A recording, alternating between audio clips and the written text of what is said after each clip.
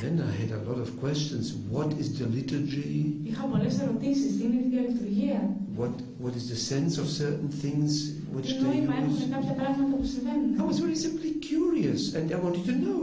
Ήμουνα πολύ περίεργος και ήθελα να μάθω. As I always wanted to know. Όπως πάντα ήθελα να μάθω. So went deeper and deeper and deeper. Και έτσι πήγαινα όλο και πιο βαθιά. And I can affirm you now, after almost 30 years, I'm still a beginner. Και μπορώ να σε επιβεβαιώσω ότι τώρα, μετά από 30 χρόνια, είμαι ακόμα στην αρχή. So I just know now, by experience also, by taking the body of Christ, the toma hema, you say, of Christ. Τώρα ξέρω από εμπειρία, μεταλαμβάνοντας το σώμα και το αίμα του Χριστού. I know by the circle of the years, of the prayers, of the Pentecost, of Easter, of Christmas, of Mother of God. Τις διάφορες γιορτές, τα Χριστούγεννα, το Πάσχα. If you go in this rhythm of the year, in the rhythm of the daily prayers, morning, evening, τον ετήσιο ρυθμό και στο ρυθμό της κάθε ημέρας από το πρωί ως το βράδυ, in the preparation before communion, in the confession, την προετοιμασία πριν τη Θεία Κοινωνία, την εξομολόγηση. I mean, this is just life. This is life-giving. Αυτή είναι πραγματικά η ζωή. So, without Father Sophroni, with Father Sophroni, now it is all the same. Και με τον πατέρα Σοφρόνιο, είτε τώρα χωρίς τον πατέρα Σοφρόνιο, είναι το ίδιο. I consider myself very, very blessed because I have a spiritual father, Zacharias. Πολύ ευλογημένο που έχω ένα πνευματικό πατέρα και αυτός είναι ο πατήρ Ζαχαρίας τώρα. So this is something I think you should look out for, but you have a very great spiritual father here. Even if he's a robber. Ακόμη και αν μου κλέβει το μικρόφωνο. Τώρα θα σταματήσω όμως εγώ, αυτό ρώτησα, γιατί νομίζω ότι πολύ μονοπόλησα με τις ερωτήσεις, θέλοντας βέβαια, αισθανόμενος ότι είχα μια υποχρέωση να δημιουργήσω ένα κλίμα. Έχω και άλλες ερωτήσεις, για να δώσω λίγο το λόγο και σε εσάς, και πιο ξεκούραστο θα είναι και πιο αυθεντικό. Και να δούμε μήπως πώς γεννούνται μέσα ερωτήματα ή ενδεχομένως και μια, αν όχι ερώτημα, παρέμβαση ή οτιδήποτε εσείς νομίζετε ότι έχετε. Κάποιοι από εσάς αν έχουν κάτι να πούνε και να ρωτήσουν, για να μην συνεχίσω μόνον εγώ. Θα πρέπει αυτοί που υποβάλλουν ερωτήσεις λόγω των συνθηκών να είναι ηλικίας τέτοιας που δικαιολογεί το ότι είμαστε σύναξη νέων.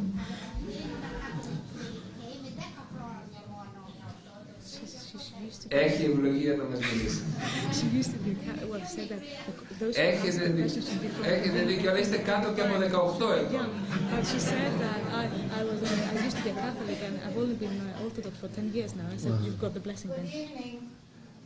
Good evening. Είμαι από την Ιρλανδία και είμαι καθολική. Τώρα εδώ και 10 χρόνια είμαι ορθόδοξη. I'd like to ask, how did you feel? Θα ήθελα να ρωτήσω πώς αισθανθήκατε when you were baptized, the day you were baptized. την ημέρα που βαπτιστήκατε. Wet.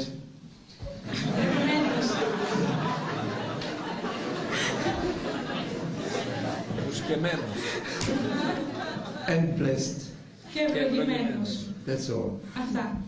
I'm still blessed. Ακόμα αισθάνομαι ευλογημένος. Καλύτερη απάντηση.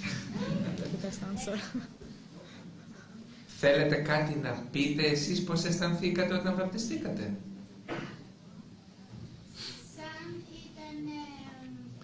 Say it in English. Yes. Like, how can I say, seismos μέσα. Like you have an earthquake inside. An earthquake. An earthquake inside. Πολύ συναρπαστικό. Και κάτι που δεν φεύγει. Δηλαδή μου κράτησε. Τι σημασία έχει πώς αισθανόμαστε? Έχει. Για πέστε μας. What you asked about how I felt when I had the baptism. She said it had a big difference for me because when I was in the Catholic Church, when I was living in practicing the Catholic Church, στην πραγματικότητα δεν ζούσα. in reality I didn't feel I was living, but when I find the true God, Είναι τελείως διαφορετική. my life has been Ευχαριστούμε πολύ. Εγώ ευχαριστώ. Πατέρ Τιμόθεο, δεύτερη θέση. Μας περιγράψατε ότι είχατε το βίωμα του να ρωτάτε τον Χριστό και να παίρνετε απαντήσεις από τον ίδιο. Να ακούτε τη φωνή του, να θέλετε ερωτήματα και να σας απαντάει. Με φυσική φωνή. Αυτό συνεχίστηκε στη ζωή σας. Και γιατί δεν συμβαίνει με όλους τους ανθρώπους? Because not everyone has been living in hell for 36 years. Γιατί δεν έχει ζήσει ο καθένας στην κόλαση για 36 χρόνια. And since Jesus spoke 4 sentences to me, which lasted altogether maybe 3 seconds. Και από τη στιγμή που ο Χριστός μου είπε 4 φράσεις που σχεδόν κράτησαν 30 δευτερόλεπτα. Even for this I have to pay a price. Ακόμη και γι' αυτό πρέπει να πληρώνω ένα τίμημα. Love means you feel now more and more the suffering of the world around you. Η αγάπη σημαίνει ότι αισθάνεσαι τώρα όλο ένα και περισσότερο τον πόνο των ανθρώπων γύρω σου. And you have in the Greek mythology Atlas squaring the world.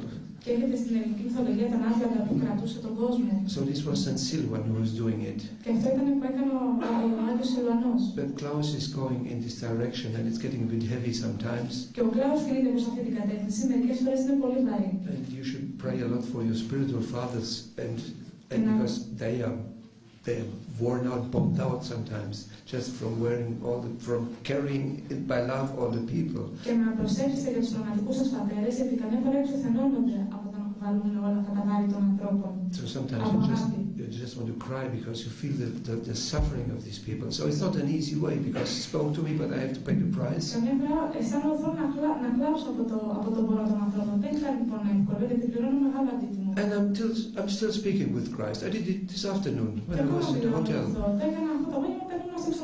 But it's a spiritual exchange. Because we have the prefabriqué prayers.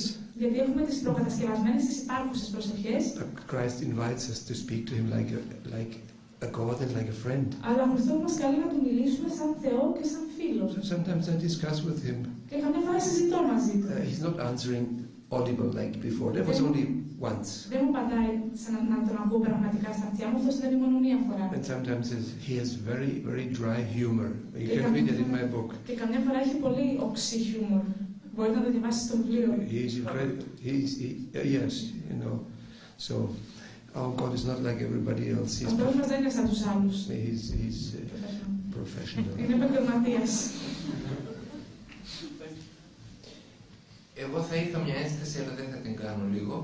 Νομίζω ότι έχει ερώτηση πώς σε λέτε.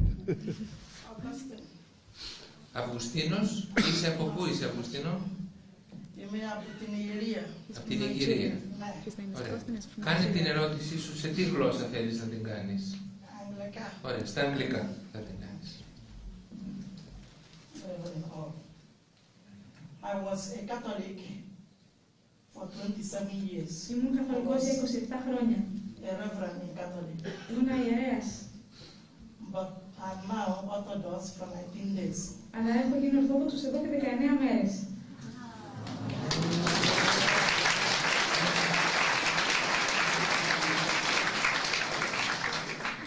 The question I want to ask is this. Αυτή είναι η ερώτηση που έχω να κάνω.